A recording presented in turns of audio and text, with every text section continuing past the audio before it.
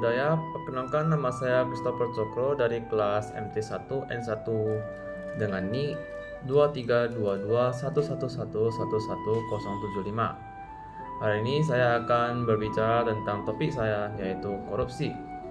Sebelum memasuki pembicaraan itu, saya akan memperkenalkan keluarga pada satu foto ini. Oke, saya akan lanjutkan. Dalam agama Buddha, korupsi adalah pelanggaran moralitas yang tercermin dalam sila kedua dari Pancasila Buddhis, yaitu tentang pencurian. Korupsi adalah perbuatan diri sendiri ingin mengambil hak orang lainnya, tidak memikirkan pihak lingkungan sekitarnya. Ajaran Buddha tidak membenarkan perilaku korupsi. Korupsi didasari oleh keserakahan dan berakhir pada kebodohan batin. Perilaku pencurian dalam korupsi ini akan mendatangkan karma buruk dalam kehidupan saat ini dan akan datang. Tindakan korupsi sangat dipengaruhi oleh moral yang tidak baik sebagai akibat dari adanya 3 akar kejahatan yang ada di dalam agama Buddha, disebut loba atau keserakahan, dosa atau kebencian, dan moha atau kegelapan batin. Korupsi melanggar sila kedua dari Pancasila Buddhis tentang pencurian. Korupsi juga melanggar sila keempat karena membuat rakyat tidak percaya kepada pemimpinnya. Korupsi juga melanggar sila kelima karena tidak mencerminkan sikap menghormati orang lain. Uang yang dikorupsi merupakan uang yang bukan haknya, tetapi malah diselewengkan atau memperkaya diri. Korupsi dapat menimbulkan dampak. Berikut dampak-dampaknya, yaitu 1. Krisis ekonomi, 2. Ketimpangan sosial dan kemiskinan, 3. Birokrasi pemerintah yang bobrok, 4. Politik dan demokrasi yang kacau, 5. Penegakan hukum yang tumpul, 6. Pertahanan dan keamanan yang keropos, dan 7. Kerusakan lingkungan. Korupsi juga digolongkan sebagai kejahatan serius karena dapat mengganggu hak ekonomi dan hak sosial masyarakat dan negara dalam skala besar.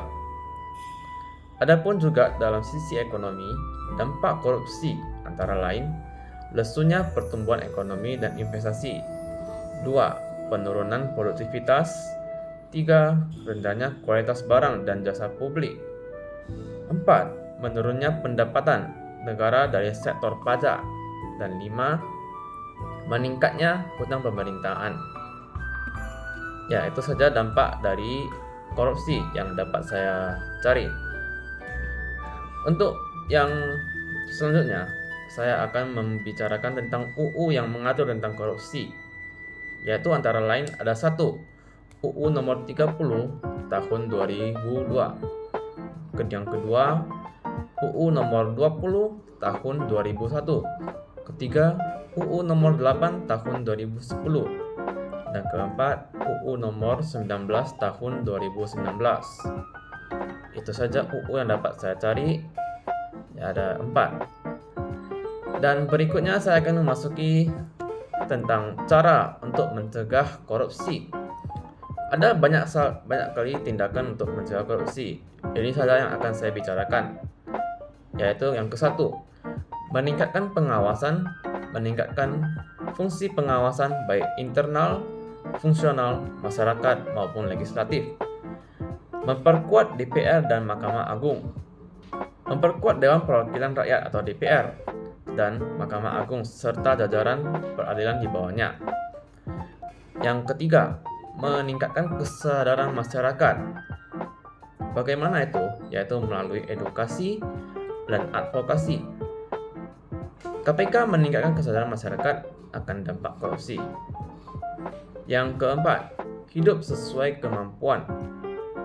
Apa itu artinya? Salah satu hal yang mendorong seseorang melakukan korupsi adalah gaya hidup yang tidak wajar tentunya, atau melebihi kemampuan. Oleh sebab itu, marilah hidup dengan yang sewajarnya saja, sesuai kemampuan kita masing-masing. Yang kelima, mengatur atau manajemen waktu kita sendiri. Yang keenam, fokus pada kinerja dan tanggung jawab pribadi Yang ketujuh, mengatur pengeluaran. Yang kedelapan, selalu bersyukur. Ya, mungkin itu saja yang bisa saya sampaikan tentang korupsi dalam pandangan agama Buddha. Saya Christopher, terima kasih telah melihat video ini. Sampai jumpa.